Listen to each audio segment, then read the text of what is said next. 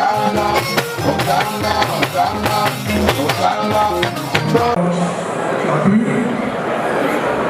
former governors, Governor Obafemi Hamzat, thank you for your son.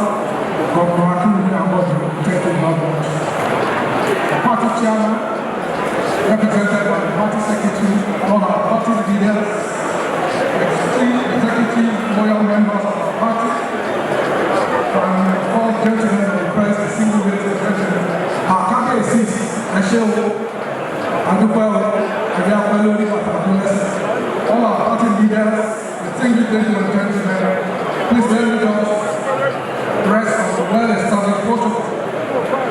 My assignment here is to sort of give us a short synopsis of what we have done as a government in our state.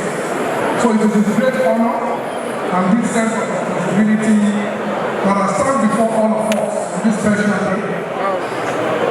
And to state that over the past 6 years, under the leadership of our Governor Fashola, and guided Governor Sanwo-Olu, and under the TC Plus agenda, and acronym for transportation management and health and environment, education and technology, making Lagos a 21st century economy, entertainment and tourism, and security and governance. We have witnessed a remarkable transformation across all sectors. And I think I can say very boldly that the King's agenda is not just a slogan, it's a blueprint of progress. It is our doctrine, it is our template, it is our DNA as a state government to anchor on deliberate, inclusive, and sustainable development, from infrastructure renewal to human capacity building. Lagos has continued to move forward with incredible energy and purpose. The city, ladies and gentlemen, our roads and bridges have expanded to ease movement across the metropolis.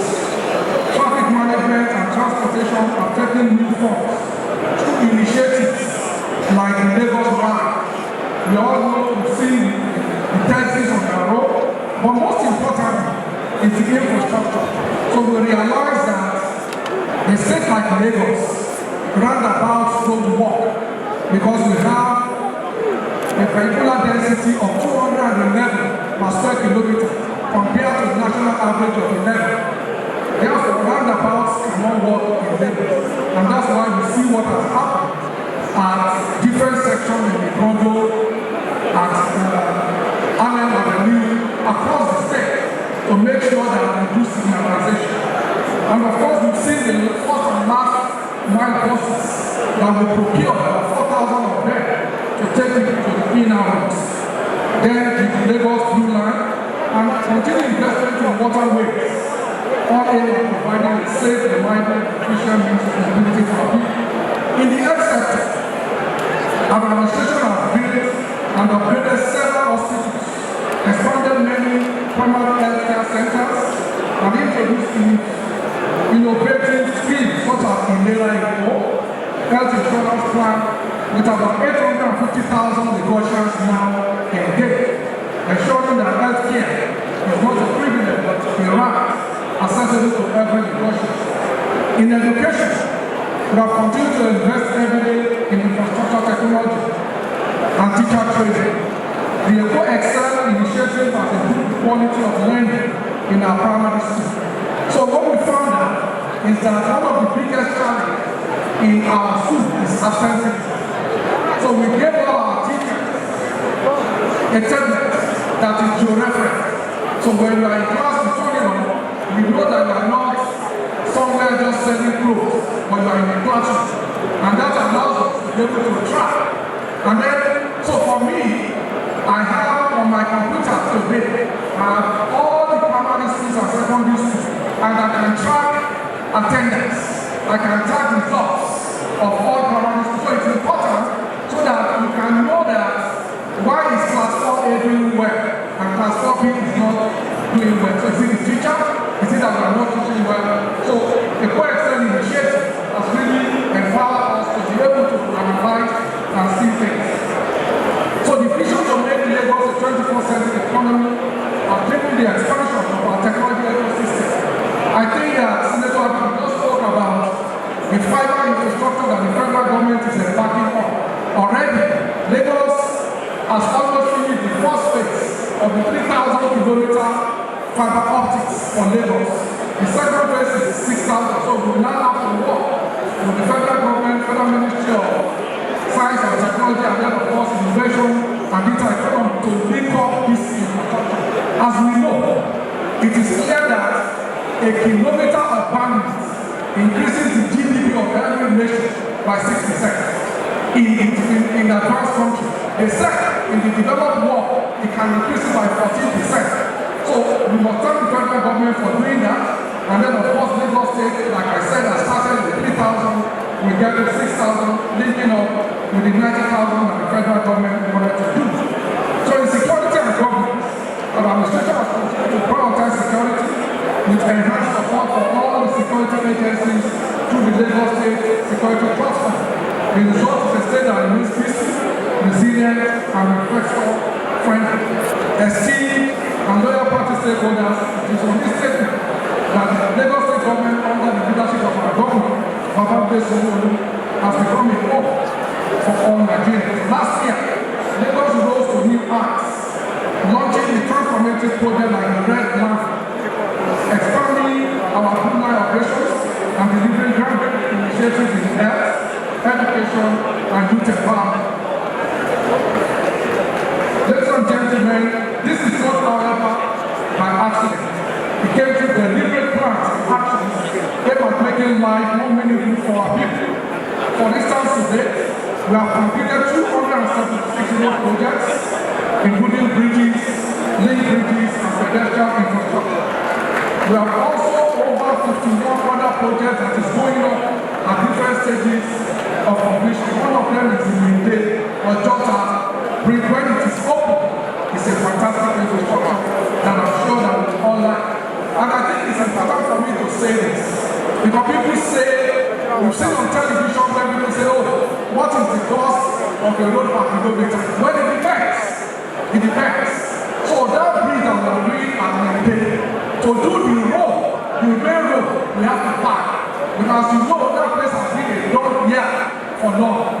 It's a place where there are garbages, and in order to actually do that road, we have to sandsfill up to 1.1 meters, something like this. So if you do 1.1 meters, and it's about 8 kilometers in terms of sizes. So because if it's one lane, you can't compare it to 2-3 lanes. So that is about 800,000 square cubic meters of sand. A tipper is only 5 cubic meters. So if you divide 850 something by 5, you're talking 300,000 tippers. So how much is a tipper of sand? So those asking those questions, those are the things they should ask. So similarly, what is going on at different bus terminals in Lagos? As you know, Lagos is a big city with millions of people moving every day. So we are almost finished with we've done the Baga bus terminal, the Ajah bus terminal, and then along the road, junction improvement and pedestrian bridge and railway completion. Additionally, the construction of the BRT lane along Lagos-Badagry Expressway is progressing with sections from Golu, Odile to Maitu under development. As we all know, history was made last year with the completion and commissioning of the first phase of the 27-kilometer Red Line. This Red Line, on which present construction commenced October 15, 2024, is serving about 500,000 passengers every day. This initial phase covers a 27-kilometer stretch from Akado in Ogun State to Libo in Lagos, with 8 stations at key areas: Akado, Iju, Agege, Ikeja, Oshogo, Mushin, Yaba, and Oyo. Because of traffic improvement, because we don't want trains to actually intersect with vehicles, so there are 4 vehicle overpasses that are built, 3 pedestrian bridges, and integration with Ikeja, Oshogo, Yaba, and Oyo bus terminal, among many other features. The plan is to connect the Red Line with the Blue Line another part of the MLT system. Work has already commenced on the second phase of the Blue Line, which will extend it from Mile 2 to Oganla. Kindly permit me to let you know that the Lagos State government has also signed an MOU with the Federal Ministry of Finance, Incorporated MOFO, to kickstart the exploratory work on the development of the 68-kilometer Green Line, which will connect Marina to Lekki Free Trade Zone, along one of the fastest industrial corridors of the continent. In order to improve water transportation, we have just last Friday launched the Oganla project, which is set to revolutionize water transportation. The project covers the construction of inland waterways infrastructure, including 15 priority ferry routes, the dredging and marking of 140 kilometers of channel, and the development of 25 ferry terminals and jetties with electric charging points. So these ferries are actually electric, so it's improving our environment. And of course, it's taking a lot of people away from the road. So it focuses on sustainable operations with over 75 electric power ferries, intelligent transport system for ticketing and passenger information, and capacity building for Lagos State Waterways Authority. As we know, those of us that has the carry car today, Lagosians, about 4.8 million of them have that carry car. And I'm happy to say that that technology was done by 2 young Nigerians. We didn't go to London or anywhere. It was done right here in Lagos. So our goal is to give Lagosians more options to move safely and efficiently while easing congestion and supporting economic growth. The Lagos State Ferry Service, Black Ferry, operates on 24 routes, utilizing 16 terminals and jetties, and deploying 20 commercial boats. Some of those boats, a lot of them are bought by Lagos State government. The idea is that we must have the gateways, the skin in the gate, so that the private sector can also then come and take it from there. Construction is an advanced stage of 13 other jetties across the state, in addition to the development of existing jetties. In May 2024, we launched 15 new high-capacity ferries fabricated and assembled in Lagos, and we intend to launch a second batch of 10 ferries soon, bringing the total number to 25. On housing, we have commissioned the 24th housing scheme delivered in the life of this administration, with the inauguration of the last one, which is a 420 flats or units, which we named after our revered father, Akisoya from the Joseph Estate in Ajala, Baghdad. This is the inauguration scheme, and the housing scheme created over 20,000 jobs, both directly and indirectly, in the course of this construction. So in the past 6 years, we have successfully added about 12,000 units to the Lagos housing market, which were dedicated to people across all income levels throughout the 5 divisions of the state. So as part of the plan to offer the citizenry an inland access to quality healthcare system, the new massive hospital is under construction. It will be the biggest pediatric facility in West Africa. The construction of 280-bed general hospital in Ojo and the psychiatric hospital in Gateway is also well underway.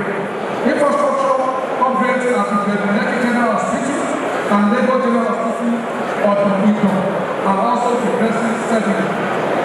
To improve education, we have completed the construction of enormous number of new classroom blocks at federal schools across the state, including in Alikosho, Otodu, Apapa, and Ojo, while construction is ongoing at federal schools in Apapa, Aja, and Tilamoshi, Akeke, and many other areas. Today, Lagos stands tall as a model of excellence in the beacon of good governance.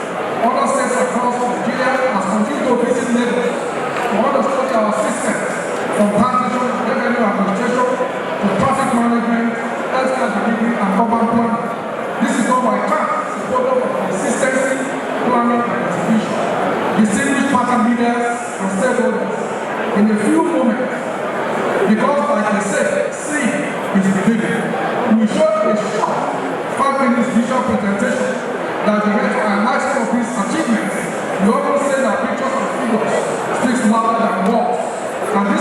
conversation will visually reinforce what I've just said or what I've just presented here.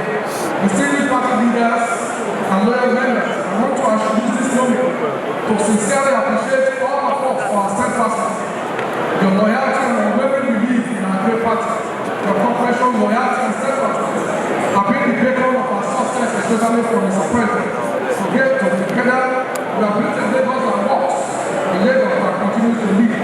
As we look forward to the future, we must recognize the importance of continuity. The leadership at the federal level, under the visionary government, Excellency Ashwani Bola Ahmed Tinubu, GCF, is continuing to develop